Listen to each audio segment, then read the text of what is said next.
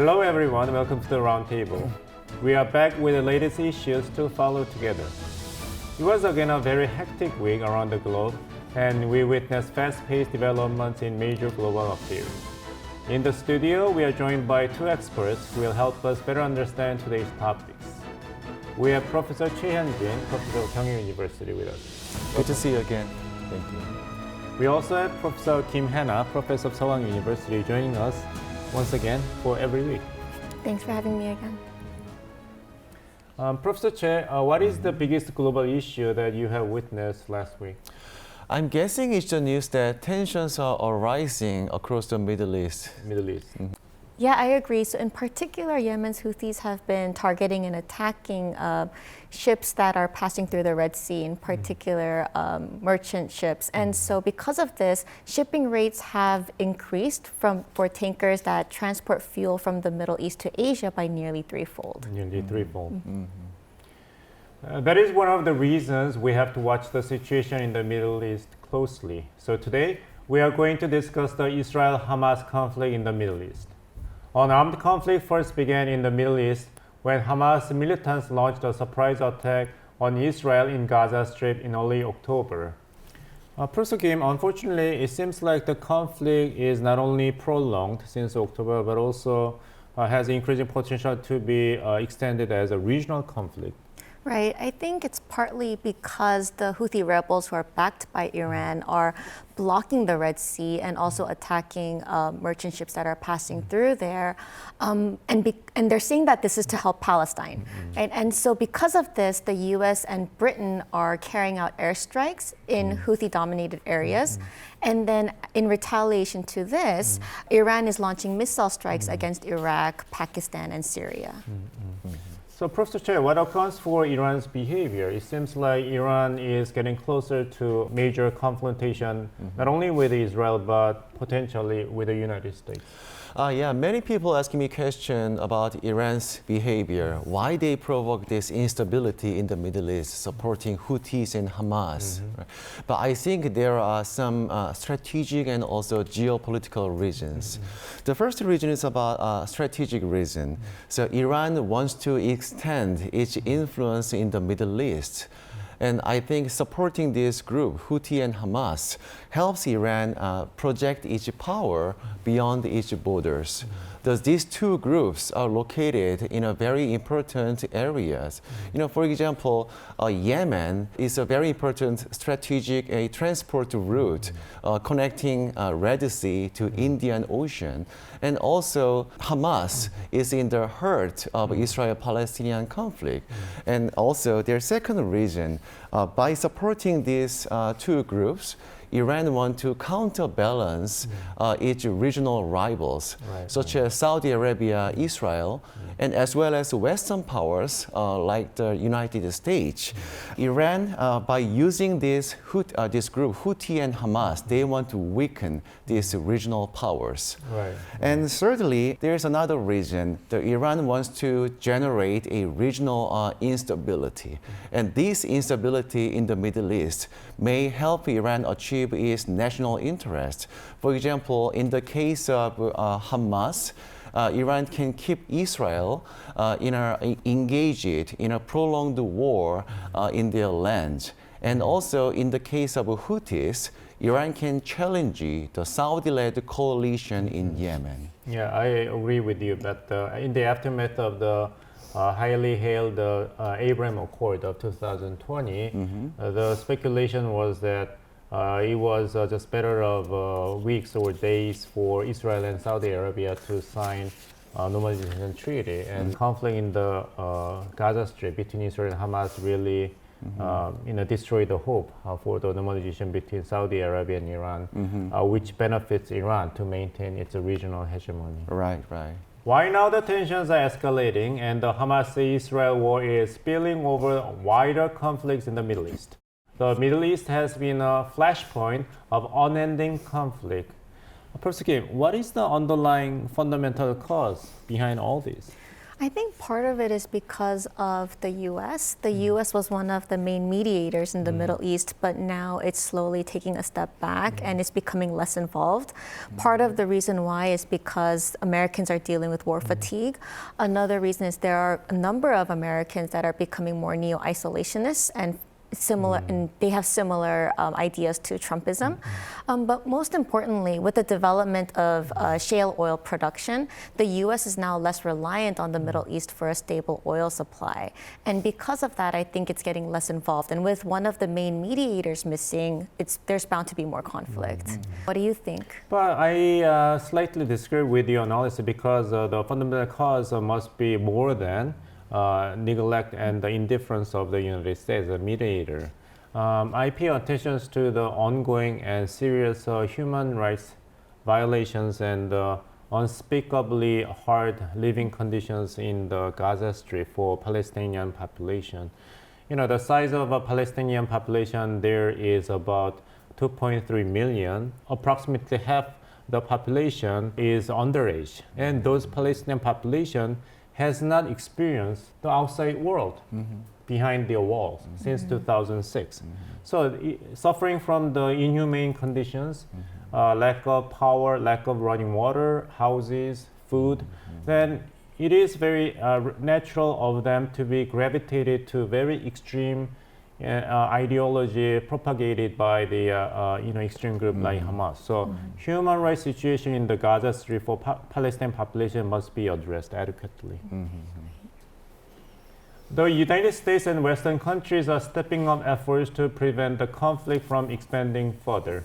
But Israel is still insisting that there will be no armistice until it wins a total victory.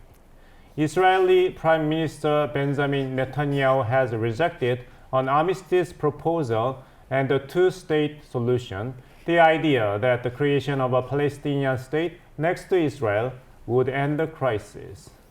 Professor Che, what explains the Prime Minister Netanyahu's very hardline position? Prime Minister Netanyahu sometimes looks very stubborn nowadays in his Palestine policy. So let me explain why he behaves like this. So there are several reasons. The first one is obviously a security concern.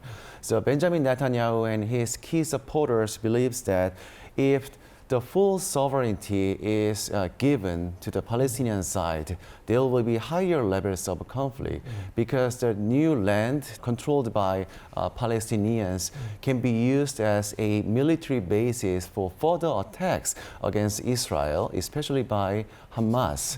And the second reason is about religion. For many Israelis, especially with a strong religious conviction, some parts of the West Bank and also East Jerusalem have a very important historical and also religious meaning.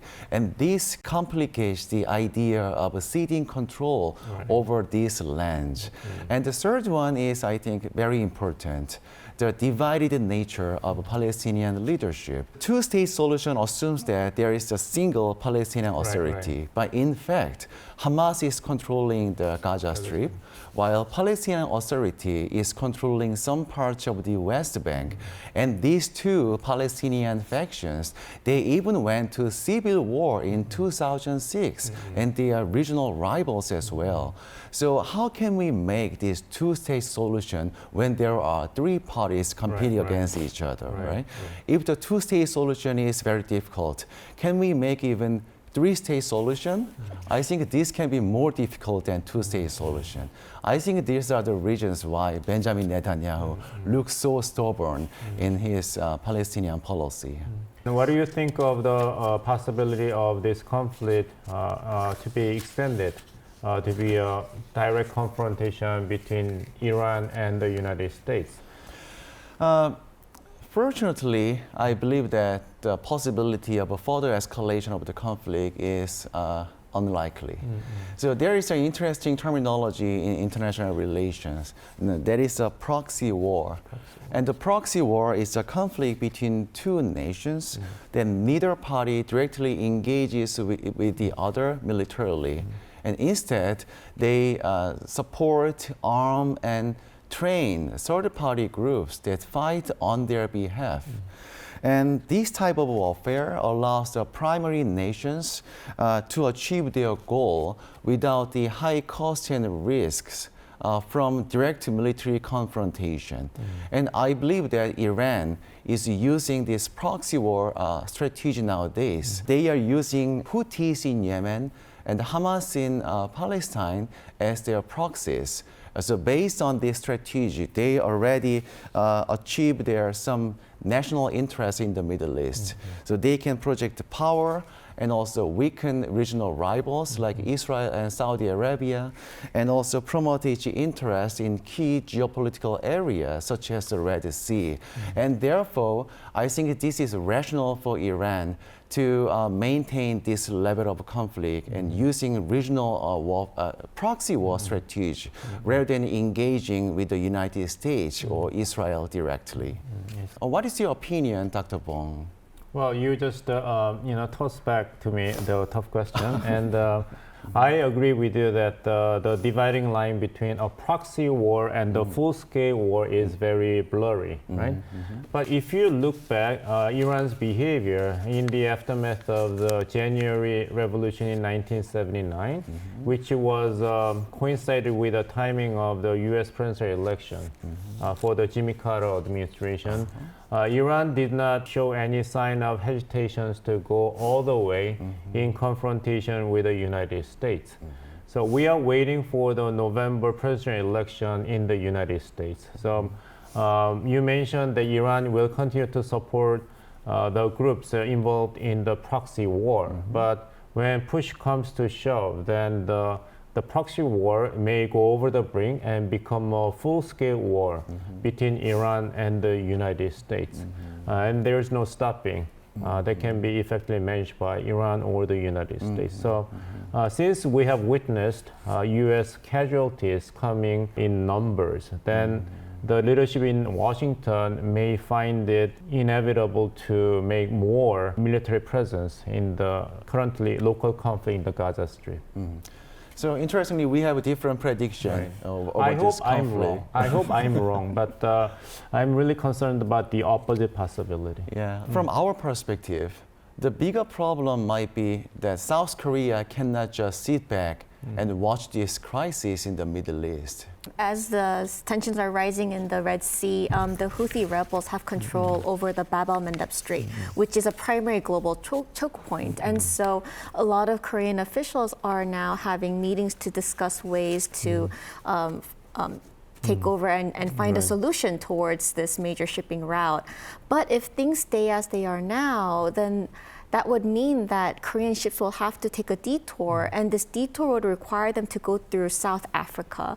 And as I mentioned earlier, this would increase shipping costs by threefold. So this is becoming a bigger problem. Right. Is it amazing that in the era of globalization and economic interdependence and global culture, the Middle East not really far away from the Korean Peninsula, very close to South Korea. Right.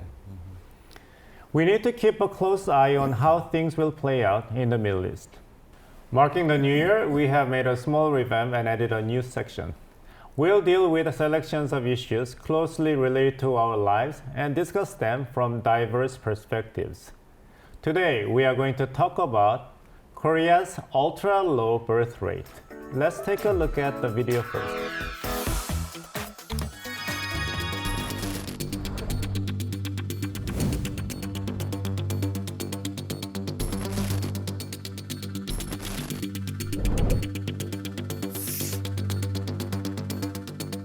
Korea's total fertility rate dropped to 0.7 births per woman. What does this mean? It means that 100 married couples give birth to 70 babies in one generation, and the number would plunge to 25 in the next one. The number of newborns tumbles from 200 to 25 just in 1.5 generations. An international news outlet compared Korea's dismal birth rate to the Black Death. The New York Times column said that Korea's depopulation exceeds what the Black Death delivered to Europe in the 14th century. It warned that Korean society may be thrust into crisis if its population falls to fewer than 35 million by the late 2060s. Oxford University demographer David Culliman foresaw that Korea would be the first nation to go extinct if its ultra-low birth rate goes unchecked. 대한민국 출산율이 만약에 이렇게 그대로 유지가 된다면 아마 인구 감소는 피할 수 없는 사실이고요. 아마 인구 구성의 측면에서 어린아이는 굉장히 적어지고 노인의 수와 비율은 굉장히 높은 그런 고령화 사회가 될 것은 자명한 일입니다. 기대 수준과 삶의 현실의 괴리가 굉장히 클 겁니다. 옛날과 다르게 주택도 있어야 되고 차도 있어야 되고 그런데 그런 물질적인 조건을 갖추기에 현실이 녹록치가 않은 거지요. 이러한 상황 속에서 자녀를 출산한다는 것은 더더욱 어려울 수가 있죠. Population decline is directly related with a weakening of national competitiveness.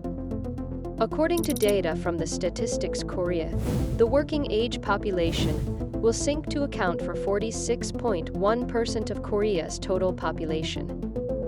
This means the quality workforce represents less than half of the entire population. A drop in the working age population erodes economic vitality and companies suffer from perennial labor shortages. Depopulation affects other sectors too. It can lead to closures of schools and an alarming shortage of military forces, which will seriously undermine national defense power. From 2006 to 2022, Korea injected some $280 billion to tackle the population decline issue, but to no avail. The demographic cliff will pose the greatest threat to Korea. How can we overcome this crisis?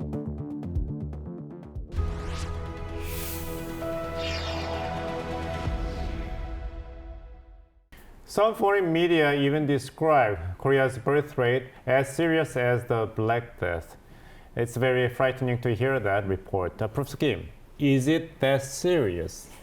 So as we can see on the screen shows the Korean population, and it shows that the Korean population pyramid shows that with births dropping, Korea is slowly becoming an aging society. And with this aging society, we can see on the graph that it's very top-heavy and it's diamond-shaped. And especially when we compare this to the global population pyramid, we can see how serious this problem is in Korea. The Korean government has spent $280 billion to address the issue of low fertility rate since 2006. But there have been little tangible effects yet. At this point, we'll place the Korean case in a comparative context with other countries. Professor Kim, what country have you chosen? So I chose the case of Hungary, Hungary. Because Hungary decided to implement policies that would help in terms of alleviating the burden of housing prices. And through this way, they're trying to increase their birth rates as well. So in particular, there were two programs that really stood out. The first was the Family Housing Support Program, and this one was implemented in 2016. And it's a program in which the families of married women under the age of 40 can get low interest loans of up to $140,000 US. And then the second program is the Childbirth Incentive Loan Program. And this one was created in 2019, and it allows couples to apply and take out loans of up to $30,000 US, and they can pay it throughout a span of 20 years. But the interesting thing about the second program is that if couples will have a child during the first 5 years, then they are exempt from paying the interest on this loan. If they have a second child, then 30% of the principal money is written off. And if they have a third child, then all of the principal money is written off. So, and the nice thing is that Hungarian people can use both programs simultaneously. That's great. That sounds fascinating story. Did it actually produce the intended effect? To a certain extent, it did. So in 2011, Hungary's total fertility rate was at an all-time low of 1.23. And then in 2022, it went up to 1.52. But during that same time frame, Korea's fertility rate dropped from 1.24 to 0.78. Okay. Professor, this sounds great, but is it applicable to South Korea to help it cope with low birth rate?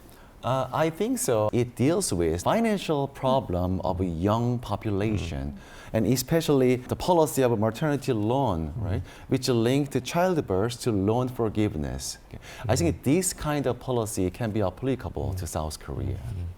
Yeah, I agree. And especially Korea has also tried to implement similar housing loans more recently, even though it's a little different in context. But studies have shown that the declining birth rate in Korea is highly associated with the soaring prices for the housing market. And so in that sense, it could be really effective if both programs can be used simultaneously in Korea as well. I see. Professor, is there any other case that South Korea can learn good lessons from, like some successful cases? I found a good example in Sweden. Okay. And I'd like to introduce a parental leave policy used by Sweden. So in Sweden, the parents are allowed to have 480 days of parental leave, and this is a paid leave. Okay?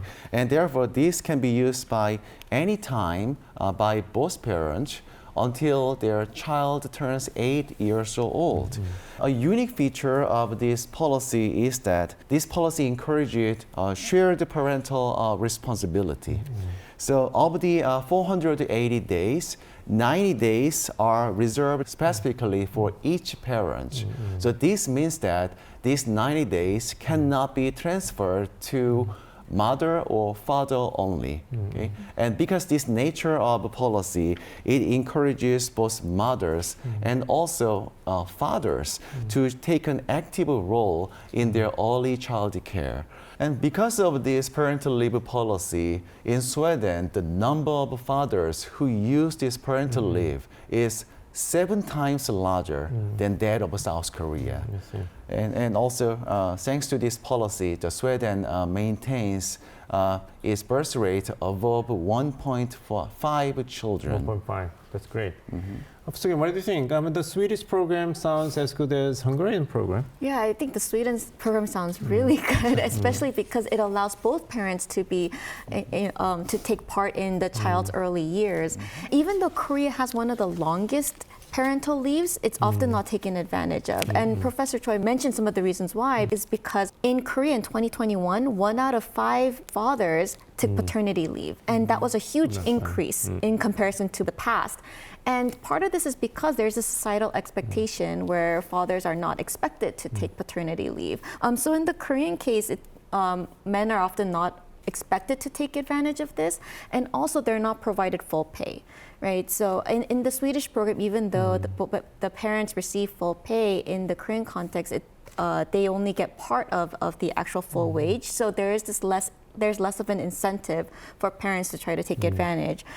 But if the income replacement rate increases and if parental leave is promoted more in Korea, I think this could be really helpful as well.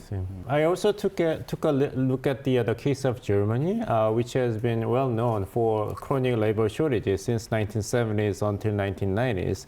We know that a lot of Koreans actually emigrated from South Korea to West Germany at that time in the 1970s to work in the mining and nursery industry. But policy matters. That's the point I like to emphasize here, that you cannot just throw your arms in the air and there's nothing government can do. But there are things government can do. After 2005, the Angela Merkel government took a total change of policy to open door to foreigners to come in. So as of today, Germany is one of the countries with a very high birth rate among the European Union members. And about a quarter of all the mothers are not German-born German mothers, but immigrant wives and foreign mothers. I think it's important to learn from this German experience, and it's time to consider more progressive and generous immigration policy to maintain our workforce and also manpower. Professor, what do you think? Is there any element of the German experience applicable to South Korean case? Well, I completely agree with Professor Choi, especially because if Korea continues at this rate, there's going to be a negative rate by 2050s. And so at this point, Korea has to try to adopt any good successful policy that seems to work. And Korea is becoming a multicultural society. So according to the OECD definition of a multicultural nation, if immigrants make up 5% of that population, it becomes a multicultural society, and Korea is well on its way there. So in that sense, Korea is already following the trajectory that Germany has used. Of course, like in Germany and in other countries as well, it's going to take a while for full integration where immigrants don't feel like they're being discriminated upon and they're getting equal benefits. But I think to a certain extent, it's going to follow a similar path. After all, it boils down to one point: creating an environment to make childbirth and child rearing less burdensome. That is all for today. We'll be back next week with more latest issues. Professor Che and Professor Kim, thanks for joining us and sharing your insights. Thank you. Thank you very much.